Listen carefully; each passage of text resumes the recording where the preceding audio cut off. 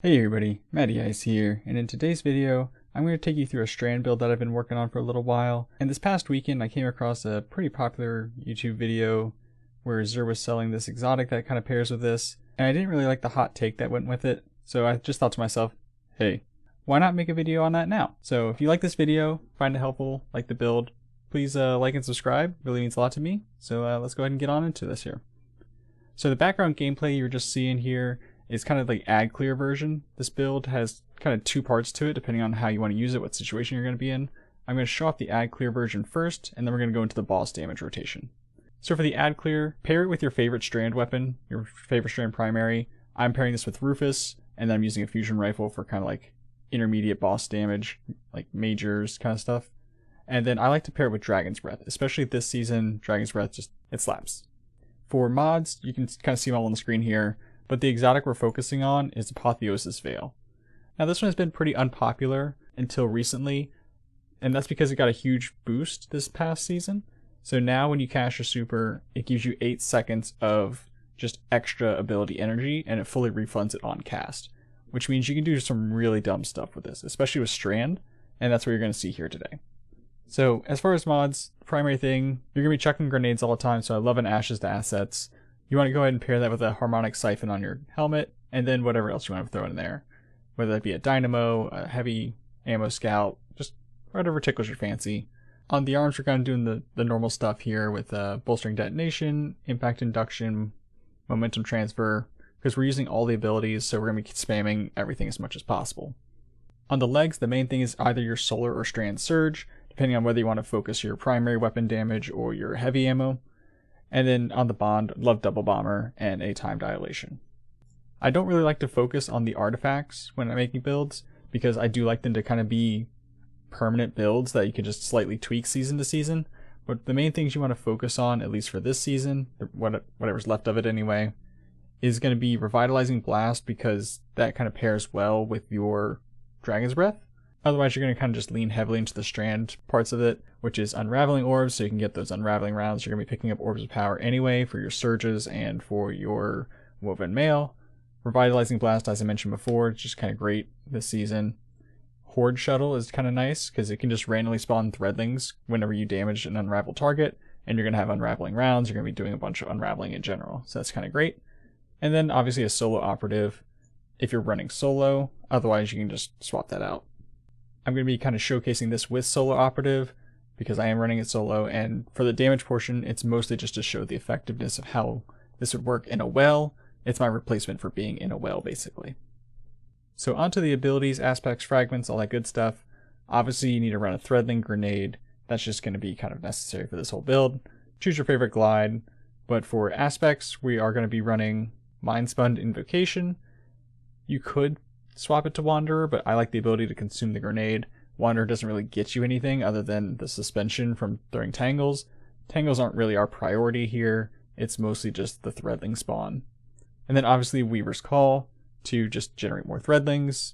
You know, when you consume your grenade, you want to be able to just cast them all at once. It's kind of nice. For the fragments, we're going to go with Thread of Evolution. Again, it's kind of an obvious one here. We're kind of focusing on threadlings, so anything to buff those bad boys.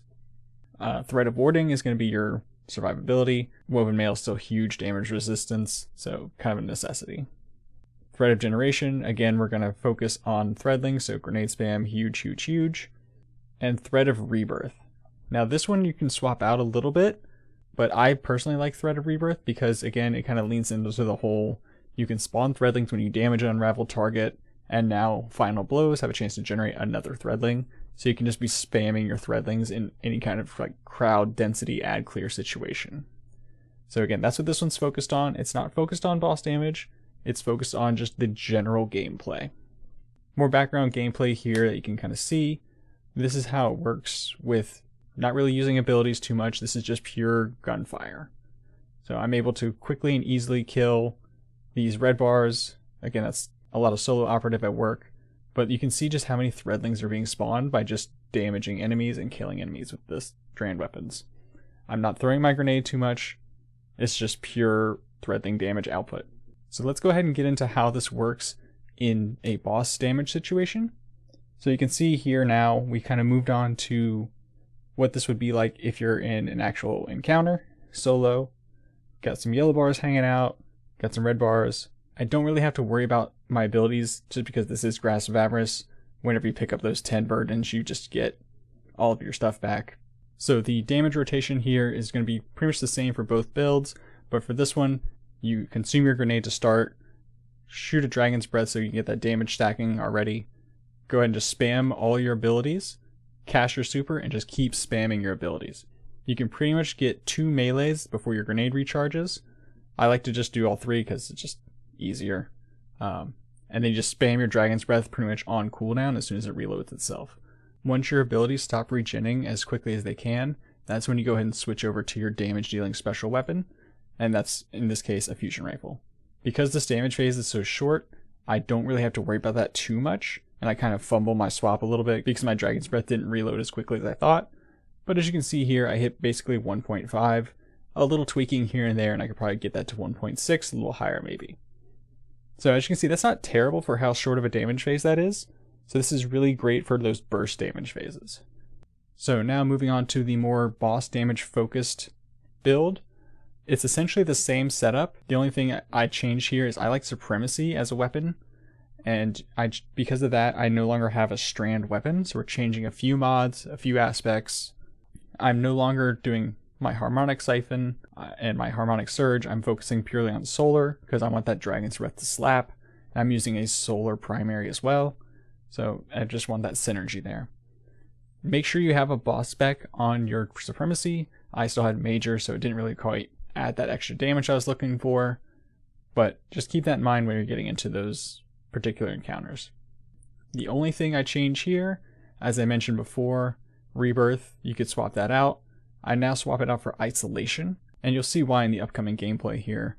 But it gives that severing burst on precision hits if you do like multiple of them in a row, which kind of lines up with some of the artifact abilities this season, especially for solar weapons. So that's why I'm using this solar build. Also, all the explosions from the ignitions of Incandescent on my Zali's Bane is just great for ad clear in general. So again, ad clear, we're going to use primary damage. We're pretty much only using primary here. Anything that's over a yellow bar, you might have to use some abilities. But again, this is Grasp of Avarice, so I'm not super concerned about that.